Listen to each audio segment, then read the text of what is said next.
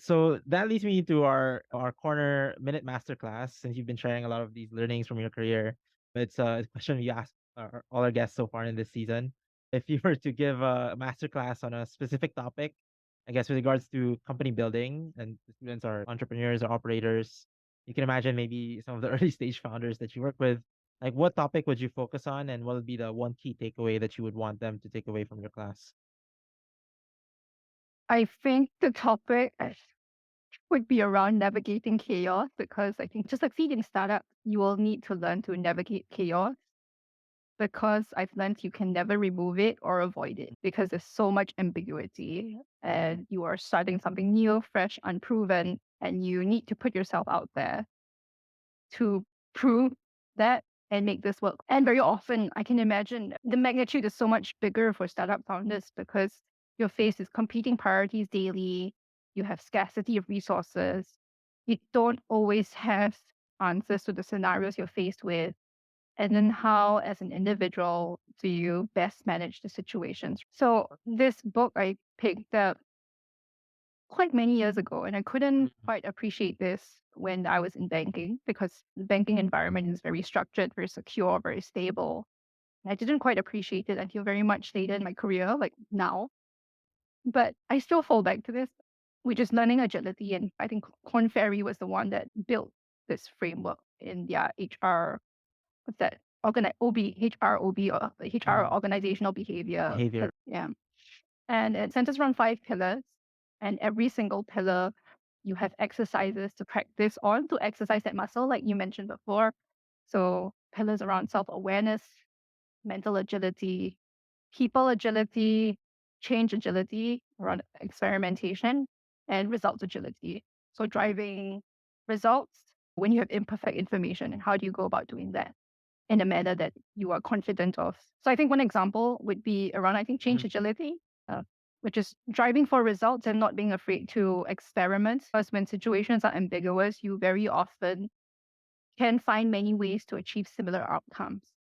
And top of mind, I think, for many founders these days are in driving efficiencies because there's financial impact to the business, especially now that we're not really living in periods of abundance. Mm. So experimentation is key. And with some of the startups and businesses that I've worked with and been in, examples like experimenting with certain commercial levers to optimize for sales efficiency, or looking at diversification of marketing channels, especially when certain marketing channels matrices are not able to be measured, isn't always clear or known, and having to take a punt right on and relying on intuition and common sense to achieve this, especially when you're trying to target customers that you may not have reached before, but may Mm. have some affinity to your product.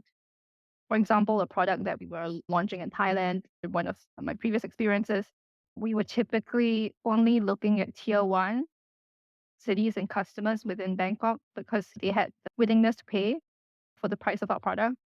But we never realized that in the tier two cities are just 1 hour and 2 hours away from Bangkok. There was also a potential market of consumers that also had the financial ability to pay for the Mm. product, but Right. lived further away from the city that did not have access to the product that we had, but had greater willingness to pay because of the lack of accessibility. And Mm. this was untapped that we had to try to reach and acquire. So that also meant different sorts of approaches to reach them and diversifying our marketing channels to help drive down costs. All of these would not have been discovered if we weren't open to ideas, we weren't open to experiment, we weren't able, if we weren't open to challenge our own mental models of how the business used to be run. Yeah, I think would be a good example, I think, of Mm. demonstrating change agility. I think, yeah, two interesting points that you brought up. One is the whole navigating chaos. I think I heard from somewhere that one of the most important skills an entrepreneur should have is to be able to choose which problems to solve. Oh, Because there are so yeah. many, and you summed that up in your answer, right? Talking about there are so many different problems that you have to juggle, and a lot of different uncertainties. Entrepreneurs are only human, right? And they manage human Mm, organizations, so there's only so much that they can solve at every point in time. It's choosing what really matters to the business, and I think, mm, yeah. So navigating chaos is actually I wouldn't underestimate it as a topic for founders to learn about.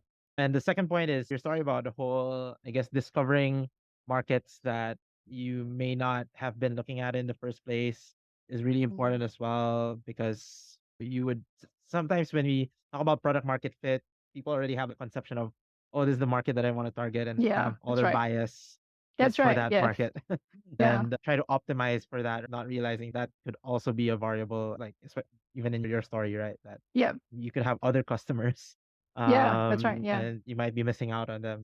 Yeah, no, thanks for bringing that up. I think really important considerations and lessons for founders to have, especially during this time. And on that